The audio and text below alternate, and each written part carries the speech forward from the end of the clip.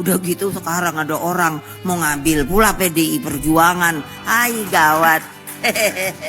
Penting tuh Pak Ya, diingatkan. itu Karena itu Anda pada silakan. umumnya, Jadi pada dia- umumnya orang semakin tua lupa.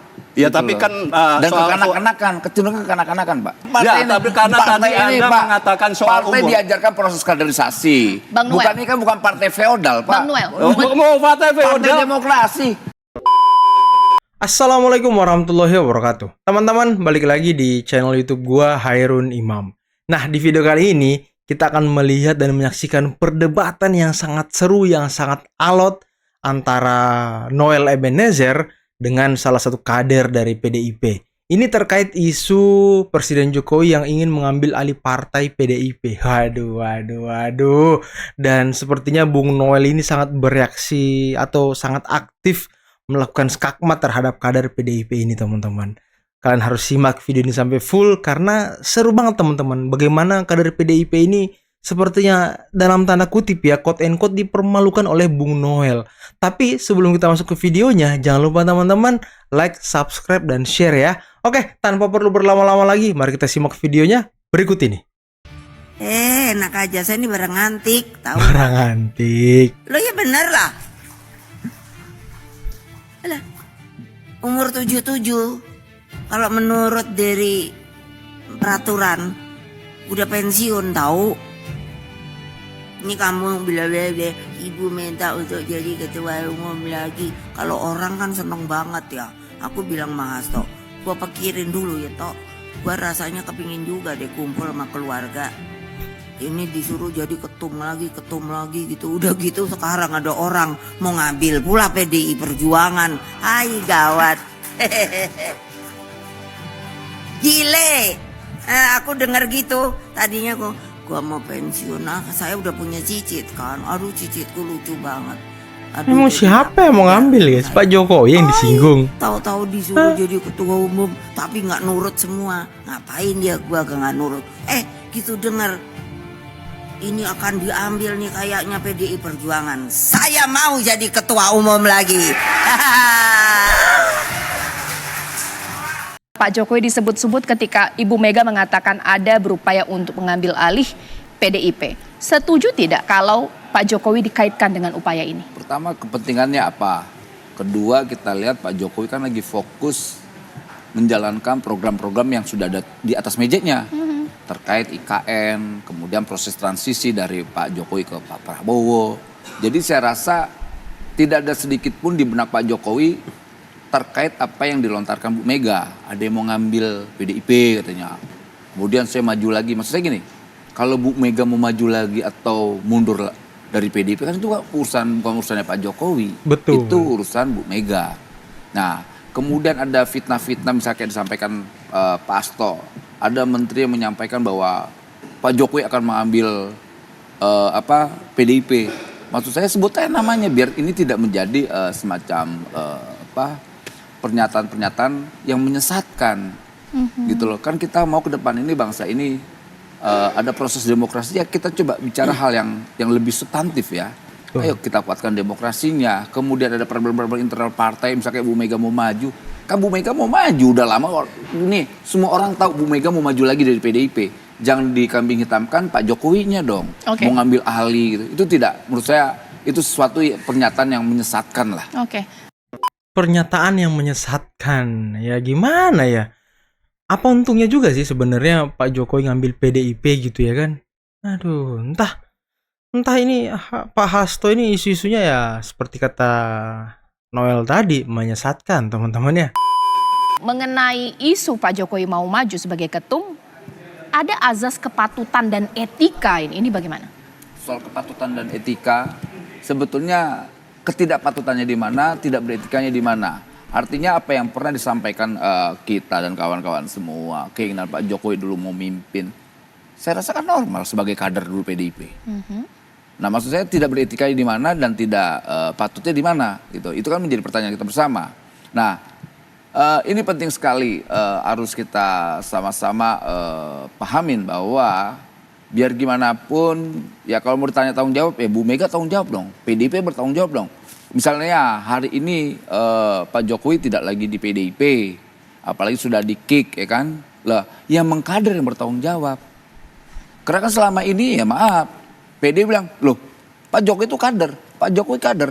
Pas kemarin ada persoalan pilpres kemarin, kemudian Pak Jokowi di-kick dari PDIP, ya jangan salahkan Pak Jokowinya gitu loh. Salahkan yang mengkadernya dong. Gitu loh. Kayak ya masyarakat sih pengennya kan berharap ya semua ini baik-baik aja lah ya. Kita pengen Bu Mega ini sebagai guru bangsa.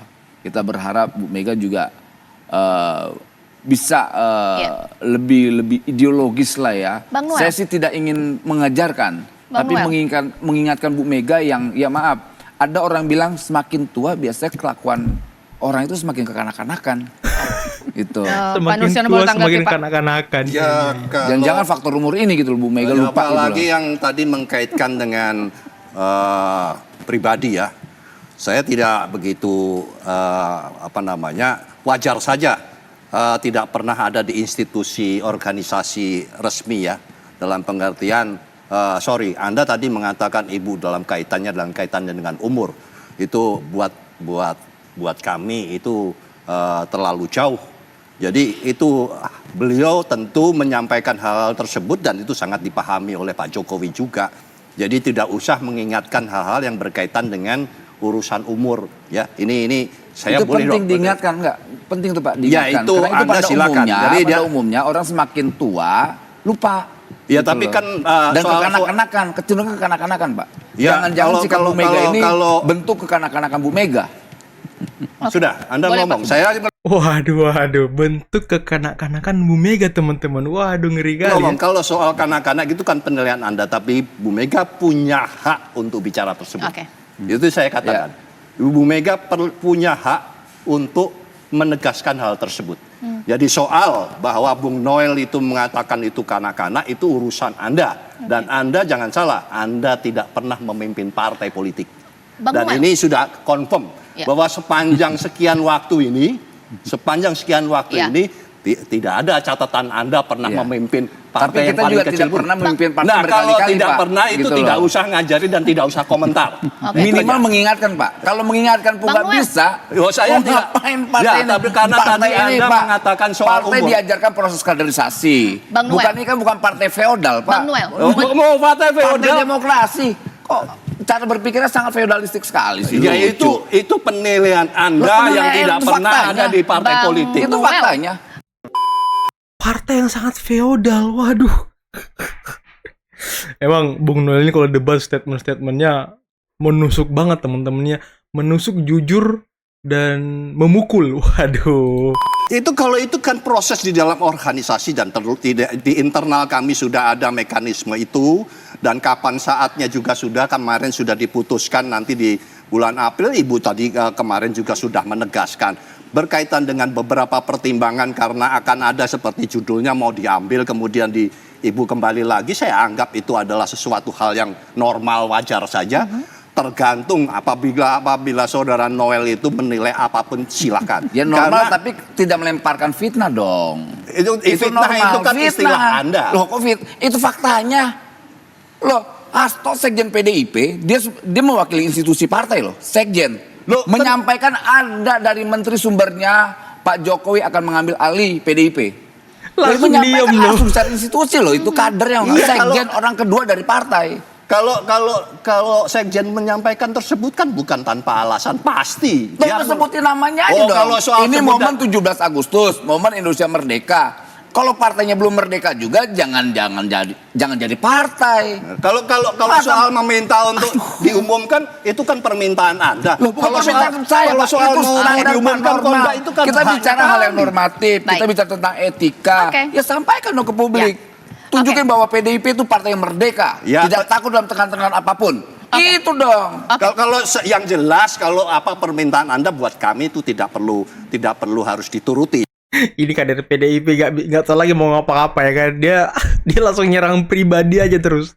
Aduh. Baik. Karena itu tentu saya tadi katakan kita ini sudah berpuluh-puluh tahun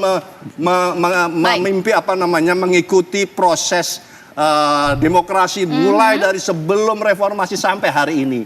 Nah, ini kan kemarin sore dan itu jadi nggak usah ngomong. Gini nih Tidak model usah. partai yang selalu merendahkan nih. Pak, PDIP itu lahir dari keringat rakyat.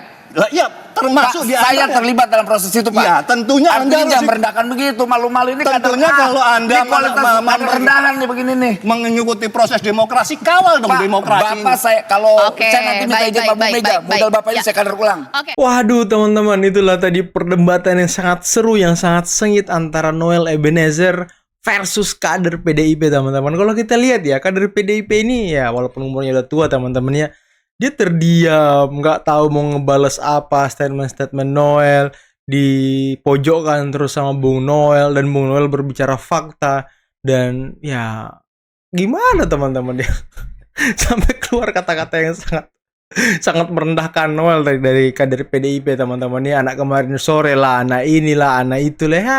Jurus terakhir orang tua untuk menekan orang yang lebih muda teman-teman. Kamu tuh anak kemarin sore, aku lebih banyak makan garam. Ya gitu-gitulah statement-statement orang-orang tua untuk menjatuhkan mental anak muda. Tapi Bung Noel ternyata waduh makin ngegas teman-teman. Karena itu ya upaya merendahkan seseorang. Ya umur boleh tua, kita boleh muda, cuma mungkin wawasan kita lebih luas gitu ya kan. Umur ini tidak menentukan wawasan seseorang teman-teman. Aduh. Ya tapi saya puas banget sih melihat kader PDIP dihantam habis-habisan oleh Bung Noel teman-teman. Gimana menurut kalian?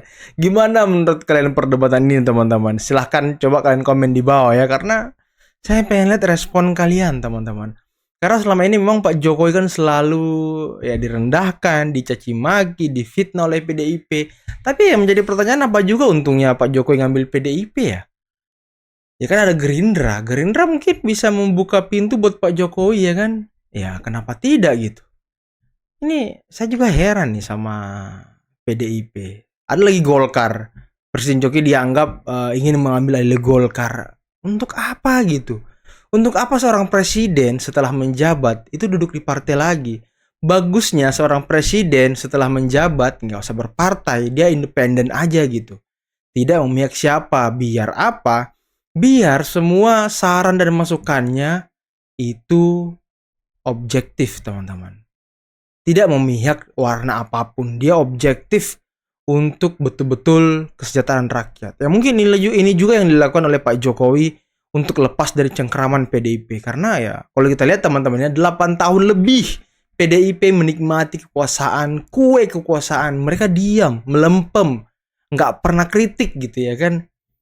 Tapi setelah 8 tahun lebih Ganjar tidak didukung Jokowi, kalah, ya malah sekarang mereka tidak teriak dan segala macam. Ya mungkin seperti kata Bung Noel ya, kayak anak kecil teman-teman. Tapi ya itulah sistem demokrasi kita, itulah apa yang menjadi tontonan kita setiap hari di perpolitikan di Indonesia ini ya. Banyak keseruannya lah teman-temannya. Tapi saya lebih sepakat kalau Presiden Jokowi itu tidak berpartai setelah menjabat presiden, agar apa-apa yang disampaikan oleh presiden, masukan-masukan yang disampaikan presiden itu tidak memihak siapapun atau tidak mencerminkan kelompok manapun teman-teman. Karena namanya kepala negara artinya kepala bagi semua masyarakat Indonesia teman-teman. Oke, mungkin cukup sekian dulu video kali ini ya. Sekali lagi teman-teman, saya ingatkan coba komen di bawah bagaimana tanggapan kalian terkait dengan video debat tadi teman-teman. Oke, akhir kata billahi taufiq wal hidayah. Wassalamualaikum warahmatullahi wabarakatuh. Bye bye.